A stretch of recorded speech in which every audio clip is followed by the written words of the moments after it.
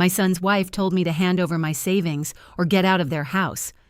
She stood in the doorway of the guest room, my room for the past 2 years, with her arms crossed and her face twisted into an expression of pure contempt. "Let's be honest with each other, Vivian," she said, using my name like it was something dirty. "You've been living here rent-free for 2 years, eating our food, using our utilities, taking up space. It's time you started contributing." "Contributing? I cook every meal, I clean the house, I watch the children whenever you need me to. I contribute plenty." "That's not the same as money. Cooking and cleaning is what you should be doing anyway. You're living in our home. I'm talking about real contribution, financial contribution. What exactly are you asking for, Stephanie?" She smiled, the kind of smile that has no warmth in it, only calculation. "Your savings, all of it. You have that account from your husband's life insurance, the one you think we don't know about. $340,000 sitting there doing nothing while we struggle to pay bills. How do you know about that account?" "Derek told me. He is your son, after all. He has a right to know what his inheritance will be." "His inheritance? I'm not dead, Stephanie. That money is mine. And this house is ours. So you have a choice." She uncrossed her arms and pointed toward the hallway. "Hand over your savings, all of it, and you can stay, or keep your precious money and get out." I stared at her. This woman my son had married 5 years ago. This woman who had smiled so sweetly at the wedding, who'd called me Mom and promised to take care of Derek. This woman who was now demanding my life savings as rent for a room in my own son's house. "I need to think about it," I said. "You have until tomorrow morning. And Vivian?" She leaned closer, her voice dropping to a whisper. "Don't bother talking to Derek about this. He agrees with me. He's just too much of a coward to say it to your face." She walked away, her heels clicking against the hardwood floor I had polished that morning, and I sat on the edge of my bed in the room that was suddenly no longer mine, and I made a decision. I wasn't giving her a single penny, and I wasn't staying another night in this house. My name is Vivian Okafor. I am 68 years old. I was born in Calabar, Nigeria, and I came to America at 24 with a teaching degree and dreams bigger than my circumstances. I spent 40 years as an educator, first as a classroom teacher, then as a curriculum director, then as an assistant superintendent. I raised 2 sons after my husband Emmanuel died when Derek was 15 and Marcus was 12. I put both of them through college, helped with their wedding expenses, and never asked for anything in return. When Derek invited me to live with him and Stephanie 2 years ago, I thought it was a gift. "You shouldn't be alone, Mom," he said. "The house is too big since Marcus moved to California. Come live with us. We have plenty of room." "I don't want to be a burden." "You could never be a burden. You're my mother. Let us take care of you for once." I believed him. I sold my house, the house Emmanuel and I had built our life in, and moved into their guest room. I put most of the proceeds into savings, keeping enough for daily expenses. I thought I was securing my future. I was actually walking into a trap. Let me tell you about those 2 years. The first few months were fine. Stephanie was polite, if not warm. Derek seemed happy to have me there. The grandchildren, Emma, 7, and Lucas, 5, were delighted to have Grandma living with them. But gradually, things shifted. Stephanie started making comments about the cost of groceries. "We're spending so much more now that there's another person to feed." She complained about the electricity bill. "Someone keeps leaving lights on. I wonder who that could be." She criticized my cooking. "Nigerian food is fine sometimes, but the kids need normal American meals." She rolled her eyes when I offered to help with the children. "I think I know how to raise my own kids, Vivian." Every comment was small on its own, insignificant, easy to dismiss. But together they formed a pattern of making me feel unwelcome in my own son's home, a pattern of reminding me daily that I was a guest and not a particularly valued one. Derek noticed nothing, or if he noticed, he said nothing. He'd always been the conflict-avoidant child, the one who preferred peace at any price. Growing up, he would apologize for things he hadn't done just to end arguments. He would give up toys, friends, opportunities, anything to avoid confrontation. I had hoped he would outgrow it. He hadn't. Now he was married to a woman who demanded his mother's life savings, and he was too much of a coward to say it to his face. That was the phrase Stephanie had used, and as much as it hurt, I knew she was right. The night Stephanie issued her ultimatum, I didn't sleep. I sat in my room, the room that was no longer mine, the room I would be leaving, and I thought about my options. I could give her the money, $340,000, everything I had left from Emmanuel's life insurance and the sale of our home. I could hand it over and secure my place in this house, living under Stephanie's thumb, grateful for every meal and every moment of tolerance. I could fight. I could go to Derek, demand he stand up to his wife, force a confrontation that would tear their marriage apart and leave me caught in the middle. Or I could leave. Leave with my dignity intact. Leave with my savings in my account. Leave and build a new life, at 68 years old, without anyone's help or permission. By 3 a.m., I had made my decision. I was leaving, but I wasn't going to do it quietly. I wasn't going to slink away in the night like I had done something wrong. I was going to leave on my terms, in my own time, with my head held high, and I was going to make sure Stephanie knew exactly what she was losing. The next morning, I came downstairs at 6 a.m. before anyone else was awake. I made breakfast, a full spread, the kind I had made every morning for 2 years. Eggs, bacon, toast, fresh fruit, coffee. I set the table with the good dishes, the ones Stephanie only used for company. Then I sat down and waited. Derek came down first, bleary-eyed and confused. "Mom, what's all this?" "Breakfast. Sit down." He sat, looking at the elaborate spread with growing unease. Stephanie appeared 10 minutes later, already dressed for her day at the real estate agency where she worked. She stopped in the doorway when she saw the table. "What's going on?" "Breakfast," I said again. "I thought we should have a nice family meal. The children, too. Call them down." "They're getting ready for school. They can eat first. Call them." Something in my voice made her comply. The children came downstairs, delighted by the unexpected feast. We ate together, the 5 of us around the table like a real family. I asked the children about school. I complimented Stephanie's outfit. I told Derek he was working too hard and needed to take a vacation. I was pleasant. I was warm. I was everything a mother and grandmother should be. And the whole time, Stephanie watched me with narrowed eyes, waiting for the other shoe to drop. After breakfast, when the children had been sent to get their backpacks, I turned to Stephanie. "I've made my decision." "Good. I assume you'll be transferring the money today?" "No." "Then you'll be leaving?" "Yes, but not because you're forcing me out, because I'm choosing to go." "What's the difference?" "The difference is that you don't get to feel like you won. You issued an ultimatum, expecting me to fold, to hand over my life savings because I was too scared to leave. But I'm not scared, Stephanie. I'm relieved." "Relieved?" "Relieved to finally understand what kind of person my son married. Relieved to stop pretending that this arrangement was working. Relieved to be free of your constant criticism, your petty cruelties, your determination to make me feel like a burden in my own son's home. I never." "You did. Every day, in 100 small ways. And I tolerated it because I loved my son, and I loved my grandchildren, and I thought family meant putting up with things you shouldn't have to put up with." I stood up from the table. "But I was wrong. Family doesn't mean being a doormat, and my love for Derek doesn't require me to be financially extorted by his wife." Derek finally spoke. "Mom, wait. We can talk about this." "There's nothing to talk about. Your wife gave me an ultimatum. My money or my home. I'm choosing to keep my money and find a new home. You made your choice 2 years ago when you married her, and again every day since when you let her treat me like an unwelcome guest. I didn't know she was going to. You knew. Maybe not the specific demand, but you knew how she felt about me. You knew she resented my presence. You knew she wanted access to my savings, and you said nothing, did nothing, let it happen. I was trying to keep the peace." "The peace?" I laughed. "There was no peace, Derek. There was only your wife slowly grinding me down while you looked the other way. That's not peace. That's cowardice." Derek's face crumpled. "Mom, please. I'll be out by this evening. I've already found a place. I just needed one more night to finalize the arrangements." "What place? How did you—" "I started looking for apartments a month ago, when Stephanie began hinting that I needed to contribute more. I knew this moment was coming. I just didn't know it would come with such clarity." I walked toward the stairs. "Mom, wait."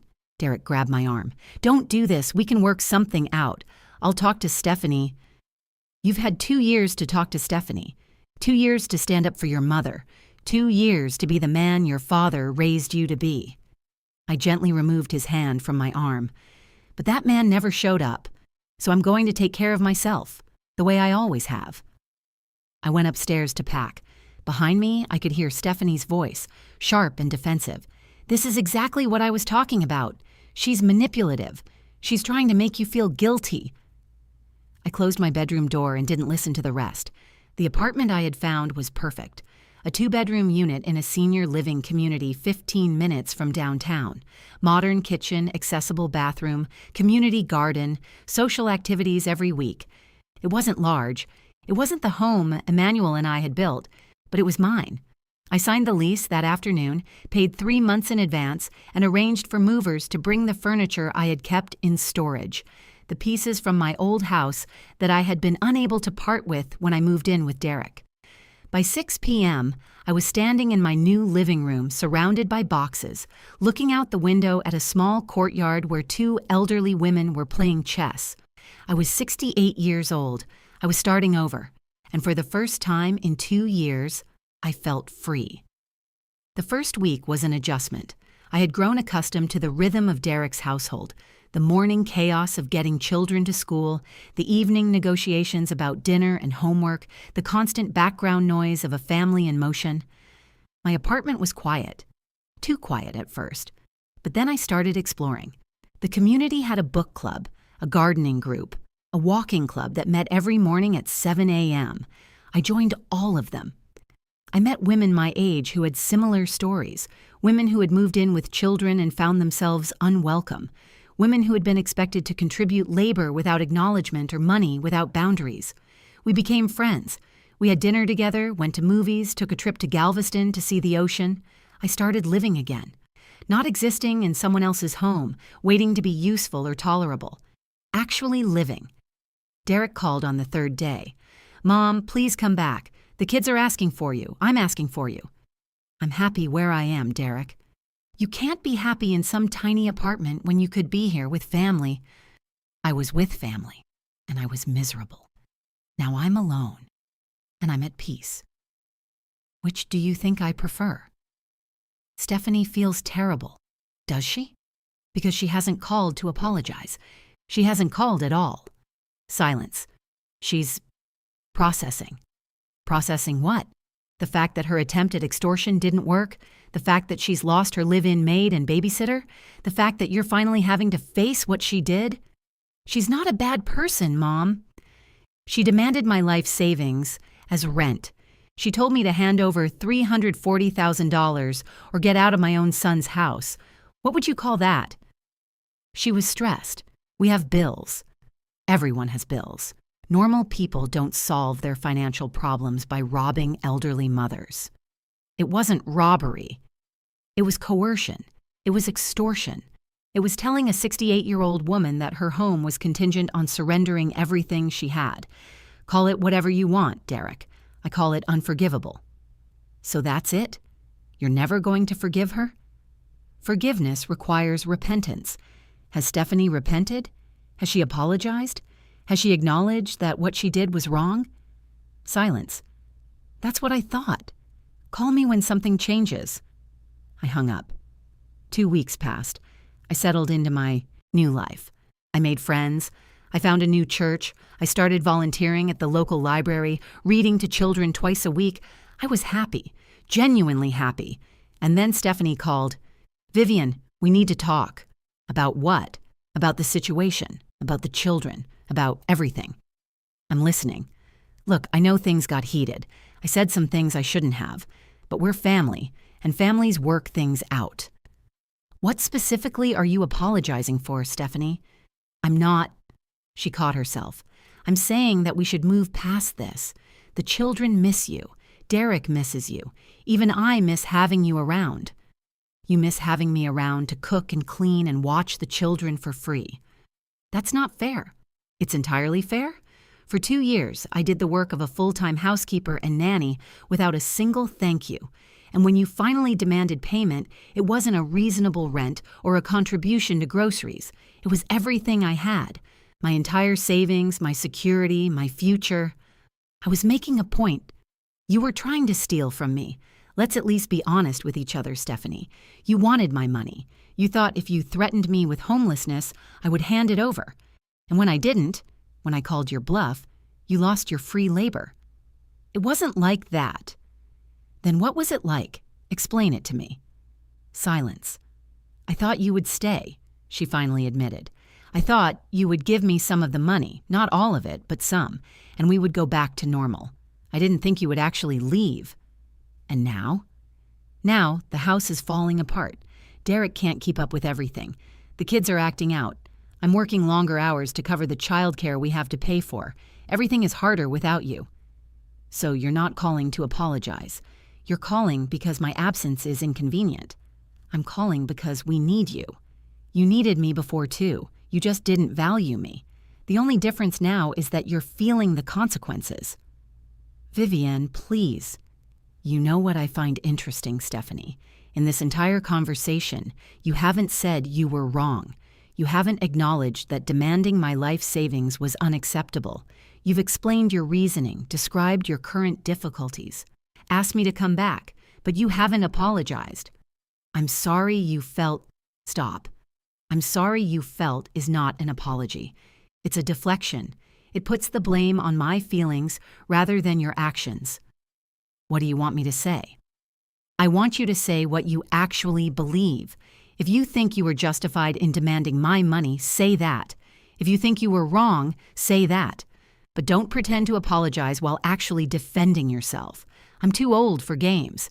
A long pause. I thought it was fair, Stephanie said finally. You were living with us, eating our food, using our space. I thought it was fair to expect some compensation. And $340,000 seemed like reasonable compensation for 2 years of room and board. I wasn't going to take all of it. I just wanted to see what you would do. You wanted to see if I would fold, if I was weak enough to be bullied into giving up my security. And when I wasn't, when I stood up for myself, you were shocked. I underestimated you. Yes, you did. You saw an old woman living in your spare room and you thought I was powerless. You didn't know that I spent 40 years in education, managing budgets and personnel in politics, far more complicated than a daughter-in-law with entitlement issues. I'm not entitled. You demanded $340,000 from your husband's mother. What would you call it? Silence. I don't have an answer for that. Then we don't have anything else to discuss. Goodbye, Stephanie. Wait, the children want to see you. Whatever is happening between us, they shouldn't suffer. I paused. She was right about that. Emma and Lucas had done nothing wrong. They were innocent children who loved their grandmother and didn't understand why she had suddenly disappeared from their lives. I'll pick them up on Saturday, I said. We'll spend the afternoon together, but I'm not coming to your house and you're not invited to mine. That's the offer. Take it or leave it. Fine. Saturday. And Stephanie, if you ever try to manipulate me through the children, if you ever use them as leverage to get what you want, I will cut contact entirely. Do you understand? Yes. Good. I'll see Emma. And Lucas on Saturday. I hung up. 3 weeks after I left, Derek came to my apartment. He didn't call first. He just showed up, standing at my door with the same expression he'd had as a boy when he knew he was in trouble. Can I come in? I stepped aside and let him enter.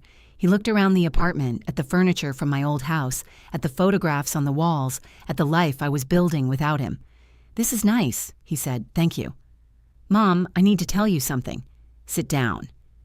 He sat on the couch, the same couch where he had watched cartoons as a child, where Emmanuel and I had sat together every evening, reading or talking or simply being present with each other. I should have stood up for you, he said. With Stephanie, from the beginning. I should have said something when she complained about groceries. I should have stopped her when she criticized your cooking. I should have told her that demanding your savings was insane. Why didn't you? Because I was scared. Scared of what? Scared of losing her. Scared of conflict. Scared of being alone. He looked at his hands. After Dad died, I promised myself I would never be alone like that. I would find someone and hold on to them no matter what.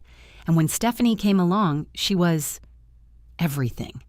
Beautiful, confident, ambitious. I couldn't believe someone like her wanted someone like me. So you let her control you. I let her be in charge.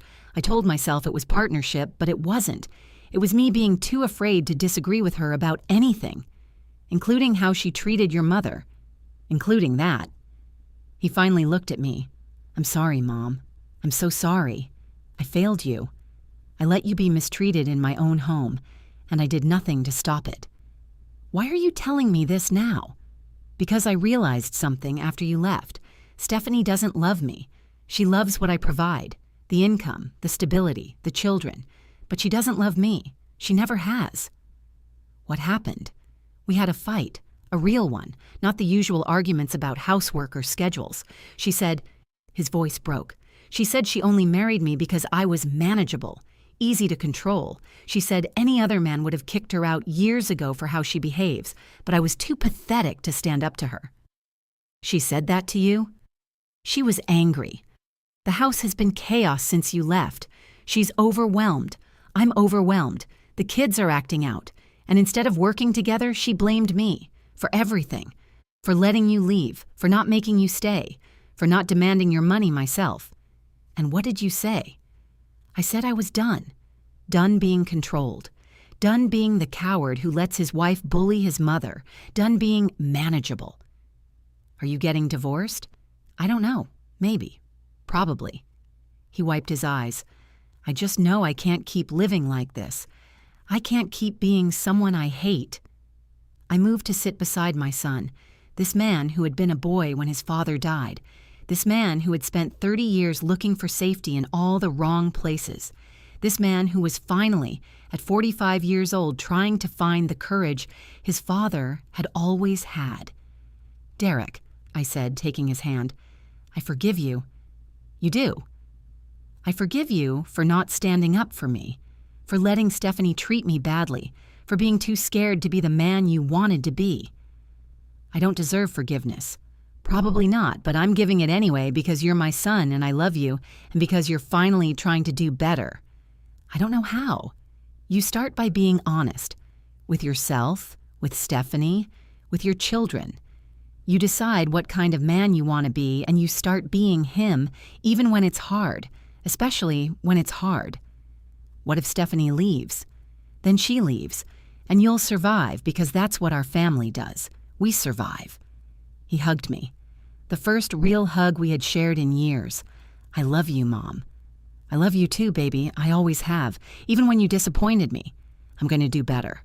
I know, and I'll be here cheering you on. 6 months later, Derek filed for divorce. It was ugly.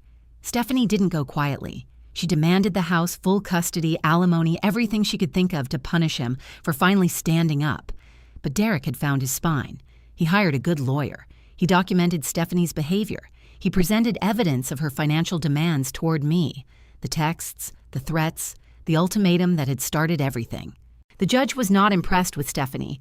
Derek got joint custody of the children. The house was sold and the proceeds split. Stephanie got a modest alimony for 2 years, nothing more. She moved to Houston, taking the children on her custody days, slowly fading from our lives. Derek moved into a smaller house, closer to my apartment.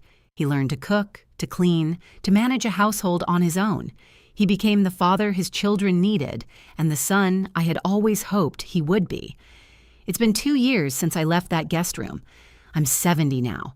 My apartment is filled with photographs and memories and the evidence of a life well lived.